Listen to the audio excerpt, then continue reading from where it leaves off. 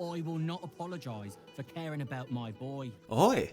My name's Alex, and thanks for stopping by. So I've completed a Baldur's Gate 3 playthrough, and for the most part, I had an amazing time. Chances are, if you click this video, you're familiar with the game, either playing it yourself, seeing clips on the internet, or hearing people talk about it. Instead of doing an overview for the game like I've done before, what I'd like to do here is tell you some stories, because much like Dungeons & Dragons, the tabletop game it's based off of, Baldur's Gate 3 is a vehicle for some of the goofiest, wackiest, and surprisingly personal stories I've seen entertainment provide. It's a great example of a water cooler game, where you can compare notes with a buddy and see how your playstyles wildly diverge into wait, that's allowed? With this video, I want to share some of my favorite bits of the journey. That doesn't mean they're good, they're kind of messy in a way that won't fit neatly in a finely crafted narrative. But they're fun, and I offer them for your entertainment. And it should go without saying, you're more than welcome to share the same throughout your playthrough, just be aware that there are going to be spoilers below, so proceed cautiously. I'll try not to discuss the main story developments too much, but the game is a way of looping the side stuff into the main story. I'll be labeling the video in which acts I talk about, so you can peace out when we're diving into uncharted territory. Alright viewer, grab yourself a tankard of the preferred poison, get comfortable, and suspend your disbelief as we gather in this random encounter. Character creation. Who is this guy? In this playthrough, my character was Ashka, a red dragonborn fighter that would eventually spec into the champion subclass. Melee playstyles are my favorites. Spellcasters are cool, and more power to those who love them. For me, there's something so timelessly sick about a character taking opponents on with a preferred weapon and the resolve of the human spirit. But I also enjoy the clever, morally ambiguous knights featured in stuff like Game of Thrones or Berserk. So I picked a noble background and the skills Athletics, Insight, History, and Persuasion, so he can bounce between honeyed words and bloodied weapons when it seems appropriate. I wanted to make a character that, while they do heroic things, there's something off about them that gives the impression you never really know what they're thinking. Okay, with the star introduced, we can properly begin. Act 1. Nice. This is going to be the shortest act in the video, but also lay the groundwork for the future stories. My squad throughout most of the game features the trickster cleric Shadowheart, the famed wizard of Waterdeep Gale, and the team's rogue and honorary devil's advocate, Astarion. I unintentionally played the traditional adventure party with fighter, cleric, wizard, and rogue, which is a funny coincidence. The other adventurers joining as the entourage are Will, a real swell guy, and Karlach, the heart of the party who's so great I journey to the Nine Hells for. These tales will not feature the character Lizelle, as I didn't recruit her in time and she died off screen. Her body would show up across the map in different regions. Must be a character feat or something. My team of units found this well in an abandoned village and jumped down, getting attacked by phase spiders. Think teleporting arachnids and you can see the problem. Which gets even worse when the matriarch spawns groups of little spiders. The queen is a heavy hitter and dunks my character into Astarion. Shadowheart uses the help action on Ashka and he gets right back up, but mechanically, there's a problem. When you're downed, the character won't have their action, which is the main resource if you want to attack, cast spells, or do a lot of stuff, only having their bonus action. Ashka was my melee guy, so not being able to attack is a problem, but then I noticed that shoving is a bonus action, which scales off your athletics skill, something he's quite proficient in. So, near the edge of this cliff, this towering dragonborn looks down at this spiderling whose only known existence for this combat encounter, and with the percentage likelihood of a B in the academic grading scale, successfully shoves this spiderling off the cliff into a vast chasm leading to places unknown. The rest of the fight turned into my party being the middleman in a connection between the baby spiders and the void. To cap off Act 1, I want to share an accidental choice that would continue into the next part. At a certain point, we're having a party at camp. I'm talking to my buddy Gale. This guy and Ashka have been getting along with a similar moral compass. So we're chatting, and he says there's something magical he wishes to show me. When I ask a clarifying question, he says it's a sober request. When I first heard this, I mistook the word sober for somber, and I thought he was going to teach me a spell or something. I use a big sword, but hey, let's give it the old college try. So I click the dialogue option. I like the sound of magical. What do you have planned? And he says, a lesson. And trust me when I say few have experienced the pleasure I offer to teach. And as the words left his mouth, I realized I accidentally started the Gale romance by sheer incompetence. Act 2. Oops. Baldur's Gate 3 is a bit buggy. I'm not talking just in the mechanics or the amount of spiders, but in the dialogue system. Because sometimes conversations will react to something you didn't actually do and leave you bewildered. I've had this occur when Shadowheart would say, "Let's go back to the library," when I'm thinking, "There's a library here?" An exclamation mark over a person's head, and when I click it, they respond, Well met. A lot of these have been patched at the time of this video's release, but in my playthrough when it first came out, these were plentiful. And one of the most bizarre instances that is so absurd, it's hilarious and a great out-of-context event for the playthrough. The time the game tried gaslighting me into thinking I got laid. So when Gale said that line, I was placed on his romance track, which was a problem because I was trying to romance Shadowheart.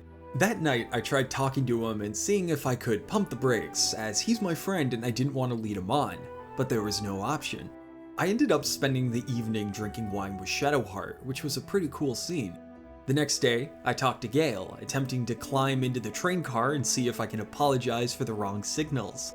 But discover there are no brakes. He talks to me like a buddy with the occasional flirtatious line, "Full speed ahead, baby." For most of my Act 2 journey, this carried on. I had a moment deep in the Shadow Curse lands, moments after Gale lit a goblin on fire, he says this. I once read a book that explained in some detail the effect a brush with danger has on one's desire for other forms of stimulation. Have you ever read anything on that subject? Actually, there's a more interesting subject I want to discuss. Of course. Such distractions are hardly the most important thing to discuss at present. No matter how cool or clever I wanted my character to be, I was stuck with the character flaw, lack of communication, reliving the moments where I'd shout at the TV, "Just tell him, you idiot!" Then we get to the moment this culminates. I talked to a mirror image of Gale, inviting me for a private conversation. Seeing this as my chance, I picked the option, not interested. Gale has a line saying, "Well, that's a real shame." But that's the end of that. Or so I thought. After talking to the other party members, I wake up ready to explore the map. I check in with Gale to see if things are cool and... What? What do you mean, our night together? There was no shared evening, I went to bed! Okay, let's click it. Please. There is little more to be said on the subject. The best thing you and I can do is march on towards whatever awaits us. The end may be close. Time to reap what we have sown. What? In all of my years playing video games, I have never had one try to convince me I got some when I clearly did it and then double down that yes, you totally did. You did. You did. All this happens with no comments from Shadowheart, so as I'm romantically pursuing her, this Shar worshipper, Gale is casting like 3rd level seduction on me and has unlimited arcane recovery. I like the mental image that Shadowheart sees this and lets it happen anyway. Pain is one of the tenets of her religion, I suppose. Granted, this situation is my own fault. I picked the wrong dialogue option. But I was talking with a friend about it, and he also had this happen too. It's such a common occurrence that there's even a Reddit post that has nearly 4,000 upvotes and over 800 comments. In one of the biggest role-playing games in history, thousands of people are accidentally romancing the wizard. That's really funny. What a time to be alive. Which is something an unkindness of ravens will not be able to say in this next bit. If you're familiar with the game, one of the coolest details is how with the variety of spells, equipment, and systems, it gives a lot of freedom to approach problems. So I had Ashka equip the Holy Lance Helm with the ability Smite the Graceless. If an enemy misses their attack, which is quite likely as I donned him in the best armor I could find, but if they miss, they roll a dex save, taking 1d4 radiant damage if they fail. We get ambushed by 12 ravens. At first, I'm thinking this might be tough. We just got out of a different fight, and if they roll well, we might be chipped down. As a group flies over to me, losing a turn as I'm surprised, The shadow-cursed raven goes into peck, and when they do and miss, they explode in a righteous fire. The other immediately follows up and dies too. This happens about 5 times. And then I get my turn. Alright, thanks Baldur's Gate 3. So at this point, the jocularity is off the charts. I'm having a blast, feeling confident with my squad of companions, life is good. And what followed in the next hour was the most recent version of dumpstering a moment so hard that it led to disastrous results. It all started in this little safe haven called Last Light, the only safe place in the Shadow-Cursed lands. It was here where I got to meet Jaheira, which is pretty awesome. She was one of my go-to party members in Baldur's Gate 1 and 2, so getting the band back together sounds amazing. The inn also had the tieflings I saved at the Grove, which was an awesome way of looping back choices. There's even this fantastic dialogue exchange with Mattis, one of the tiefling scammers with Karlach and Will, that made me really love them as characters. We found Damon, who needed just one more piece of infernal iron so Karlach could touch people without burning them alive. I got some wine with Jaheira, and Ashka stayed on her good side, as well as you can with the tadpole in your skull. Though there was this strange bug where one of my shoulder pads would just keep dropping down mid-cutscene. A strange enchantment to be sure, but it gives good AC, so whatever. To explore further unhindered by the Shadow Curse, I need a blessing from Isabel, the divine agent keeping this place at bay from the curse. So I head right upstairs to get the blessing, figuring that once I obtain it, I can finish up these side quests and carry on. This sparks joy. But once I chat with her and get the boon, a follower of the Absolute, Flaming Fist Marcus, drops in. He threatens to capture Isabel, and we respond with a very diplomatic, "No?" And combat begins. And it's viewing this moment in retrospect that highlights one of my main critiques with this game. Sometimes Baldur's Gate 3 changes up the rules of how it works. Its dice rolling mechanic allows a sense of unpredictability, but if you play around with the game's systems, with cantrips, equipment, and inspiration, you can turn the odds in your favor. Save scumming is always an option, but the game makes the other options accessible enough that you may not even bother loading a save. If you even want to, sometimes it's fun to let the chips fall where they may. Combat is very similar. In most of the encounters, you can take it on your terms. There's the occasional surprise, though that's to be expected. Variety is the spice in RPGs after all. But sometimes, especially halfway through, the game feels insistent on how an encounter is supposed to go, and takes away the freedom you often have available and does the developer equivalent of the Sherlock Holmes discombobulate, as you stabilize yourself wondering what just happened. This is one of the strongest examples of this in my playthrough. Marcus is accompanied by some winged horrors. These fiends can paralyze when attacking, incapacitating the target and making every attack thrown at them a crit. In my playthrough, one paralyzed Isabel, and then 3 of them clumped together and just went to town knocking her out, and then we teleported in front of the inn for the next story moment. I'm willing to admit, I'm pretty salty about this moment because only 2 party members got a turn before it was over. This encounter was so jarring. I get that's the point, it's an ambush for a reason.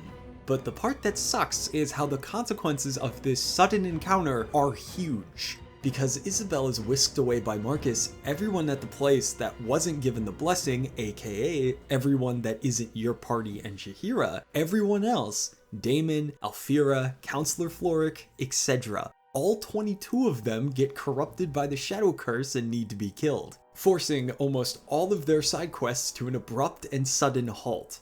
For the rest of my playthrough, I had to carry on knowing I failed to fix Karlach's infernal engine. And right near the end of the fight, the team is battered and bloodied, physically and emotionally exhausted from fighting all these people who were our allies minutes ago. A shadow creeper strikes Jaheira, and she dies. The 4 of us were the only ones left when the battle was over. The most bummer part about it, a scroll of Revivify couldn't bring this ally back, so Jaheira was dead for the rest of the game. And I'm going to make the argument that the game was not expecting her to die here, something I assumed when one of the shadow-cursed individuals said right after she died. An affront to the High Harper will be paid in blood. That was a bug, though it was pretty funny. But then I noticed none of my party members were reacting to us slaughtering the people here. They had nothing to say. The game is really good at noticing choices and attitudes at this point. Half an hour ago, Karlach was fangirling over how cool Jaheira was, and now she has nothing to say after her hero died right in front of her. I felt like I was in the D&D version of the Twilight Zone, the Twilight Realms, if you will, where I was the only one seeing things occurring and nobody else would notice. Wait a minute, Will's got something for me. What's going on, man? Well met. Dang it. At the time, while I was bummed about this, I figured I should carry on despite how this turned out. But if I knew how this was going to affect my playthrough over 20 hours later, I'm not going to say it here, but if you know we can bear this pain together, I would have just loaded a save and tried this fight again. As someone who approaches RPGs with a laissez-faire, go-with-the-flow kind of attitude, moments with disastrous consequences and surprise encounters are pretty frustrating. While it could add a sense of unpredictability in the setting, to me, it feels more like, hey, we thought this would be a really cool moment, so you just gotta roll with it. With this example, I can summarize how I feel about it in 4 words. This doesn't bring joy. While this moment was a bit rough, there were some highlights in Act 2. One was being able to talk my way into defeating Malice Throm, a devout worshipper of Lady Shar and his followers without raising a weapon.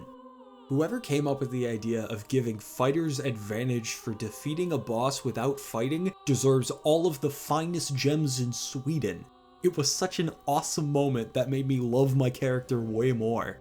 And near the end of this act, I noticed the game started to embrace an everything in the kitchen sink approach to encounters.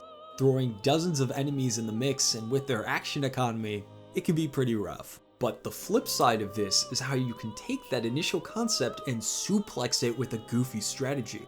And to highlight that, I have an example. Near the end of Act 2, I came across the Night Song in Azamar trapped in the Shadowfell by the necromancer Balthazar. Wanting to do the right thing, I challenged the necromancer in a fight. He cast Animate Dead, produced a comically large amount of skeletons, and wrecked us pretty hard. But then, when trying to come up with a plan, I thought about how funny it was when one of the large skeletons pushed Shadowheart off the platform. And then I remembered Gale had Thunderwave, a spell I had some fun with in early access. So as the necromancer gloats in front of the trapped demi-human, Gale sneaks up from behind, throws up the evocation school signs, and Balthazar gets thunderclapped into the void. The sequel. I couldn't believe the game was cool with me doing this, and I started laughing at the sheer absurdity of it. Man, this guy keeps summoning these wicked skeletons. Maybe if I push him off the platform, he'll stop. And with that high point, let's jump into the game's final act. Act 3. Aha! Consequences. This part of the game is a wonderful break from the doom and gloom of the Shadow Curse lands, featuring a lot of consequences from your choices in Act 1. There are plenty of tough fights and wacky strategies to behold. But I want to discuss the moment that made me feel something. Not as a character, but as a player. This was not a consequence I picked once, but a relationship I was building for most of the game. And it was finally time to reap what I had sown. With Astarion. This Mozart founding father powdered wig looking high elf was an absolute powerhouse on my team. Combining the thief subclass with the gloves of thievery made him a master of unlocking. No lock was safe, and no safe was immune to the charms of his fingers. Combat-wise, Ashka and Astarion were a dynamic duo. Ashka would take the hits on the front lines, and Astarion would exploit the enemy with sneak attack before withdrawing back into the shadows. As a party member, he's one of my favorites, just for the personality alone. The vocal work is fantastic. There's an enjoyable contrast between the suave, charming hello persona and the exasperated I've had enough of this, leave me alone reality that creeps in from time to time. Having him a part of the squad added a refreshing moral counterbalance. While most of my party was good aligned thinking, yeah, right on man, with a lot of my choices, I loved the flavor Astarion provided to the group. Having a character advocating for evil and cruel decisions made the role-playing more dynamic and engaging, and I loved what his part in the group added to the story of my character. Ashka was trying to do the right thing, but he's also someone who's well aware of Astarion's attitudes and condition as a vampire spawn, and still keeps him as a vital party member, despite having morally good aligned members on standby. It also made the conversations one-on-one way more interesting. While the two would often get along personality-wise, their moral contrast led them to debates about the best course of action. Do we use the tadpoles? Should we obtain the assistance of Raphael? And the most crucial, what's to be done after dealing with Cazador? There was a back and forth that I didn't often experience in RPGs. In most games, I try to keep my companions happy, picking dialogue options that work best for them, regardless of what my character would pick, because I don't want to ruin their questline. But here, because we were allies of circumstance, not choice, we could bash heads and still watch the others back. Astarion as a character got me to take the role-playing seriously and made my experience a lot better for it. There was a camp conversation that led up to one of the strongest moments in the playthrough. We were building up the anticipation to confront Cazador, Astarion's master and the ritual he created. As we chatted in camp, away from the others, he talks with delight about his master's plan, and when asked about that, he responds, revealing an aspect about his character. Of course I envy him, why wouldn't I? The problem with what Cazador has done is that he did it to me.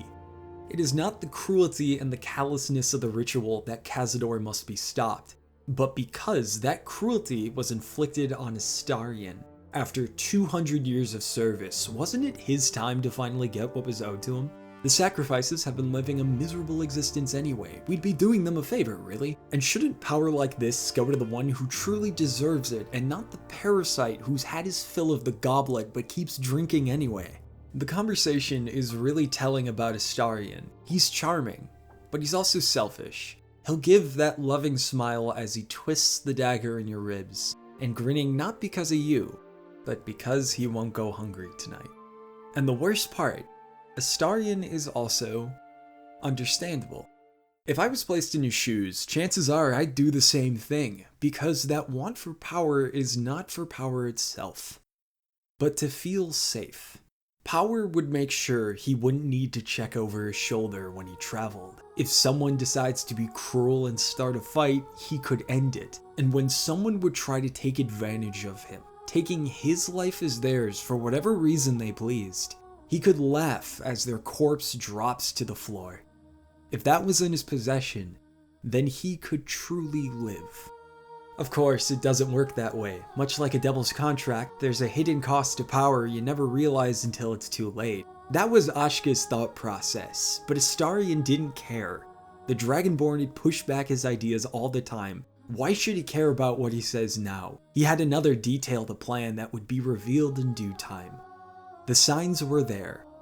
This wasn't going to end smoothly.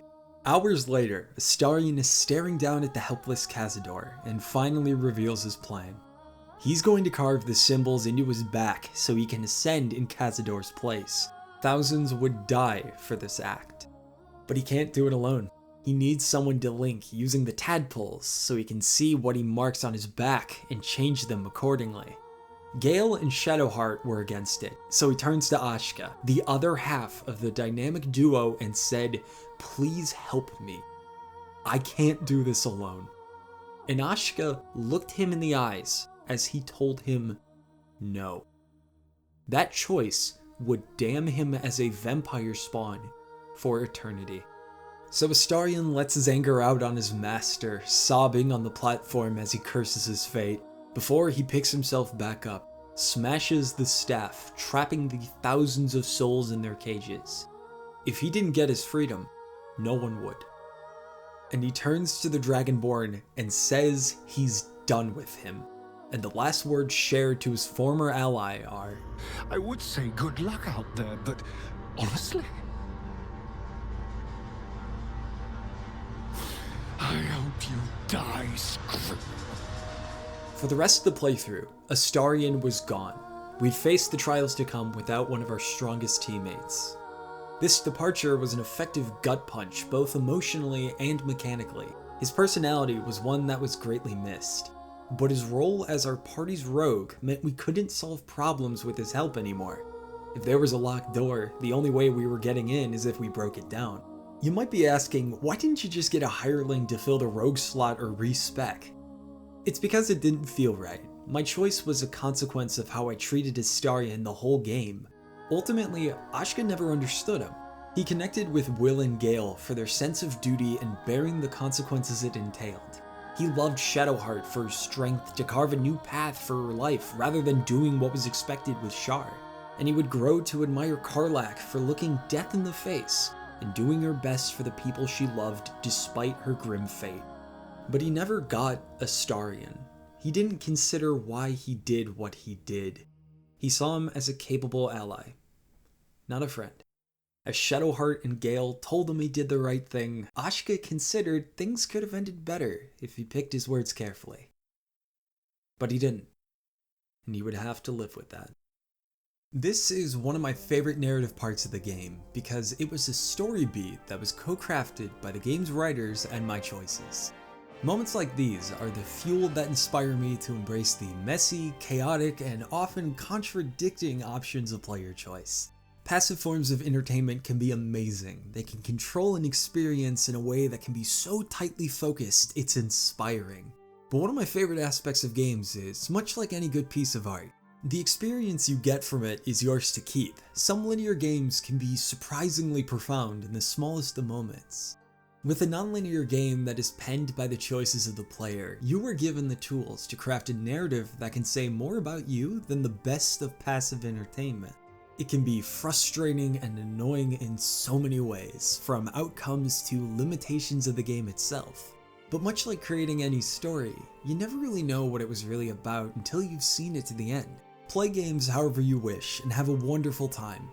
But if you're looking to shake things up, I highly recommend ignoring guides with the best outcomes. It's like the script to someone else's story. Create one that you can take charge of, for better and for worse. Hopefully for better, please.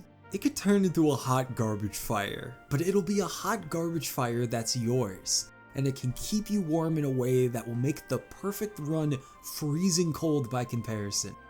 It'll make for a fun story to share too. Baldur's Gate 3 is not the best video game of all time, but it sure is one of my favorites to come out in recent memory. I had a blast, and I'm so grateful I get to live in the timeline where it exists. And as I'm in the progress of making this video, I've decided to give the Dark Urge a shot, rebelling against his instincts with the help of a barbarian, a Githyanki fighter, and a certain high elf rogue.